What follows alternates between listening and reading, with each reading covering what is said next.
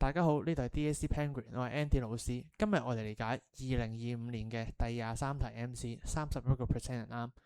呢度就話 chemical M 會 hinders normal functions of electron transport chains of mitochondria。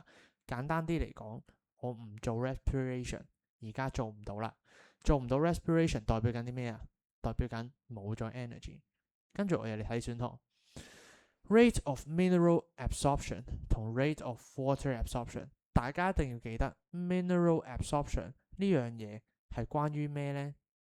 就係我哋嘅 active transport 喺個 root 入邊嘅 plant root 係通過 active transport 主動轉運呢個好緊要嘅 process。所以當冇咗 energy 會發生啲咩啊？ active transport 咪少咗咯。active transport 少咗，咪影響到 minerals 都少咗咯。首先第一邊我哋揀 decrease 先，跟住我哋就諗點樣應對 water absorption。呢個係好多同學都唔記得 mineral 同埋 water absorption 呢兩樣嘢係有個關係喺度嘅。點解呢？ OK， 我哋即刻嚟講啦。喺個 roots 入邊，嗱，我當呢個係 roots 啦，入邊嘅 minerals 越多，呢度嘅 water potential 咪越低咯。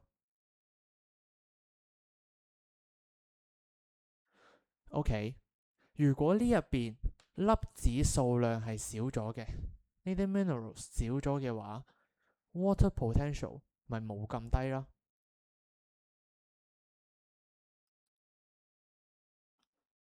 咁就形成咗唔同嘅 water potential gradient 嘅啦。對於出邊嘅環境 gradient 係咁嘅啫 ，steepness 得咁樣。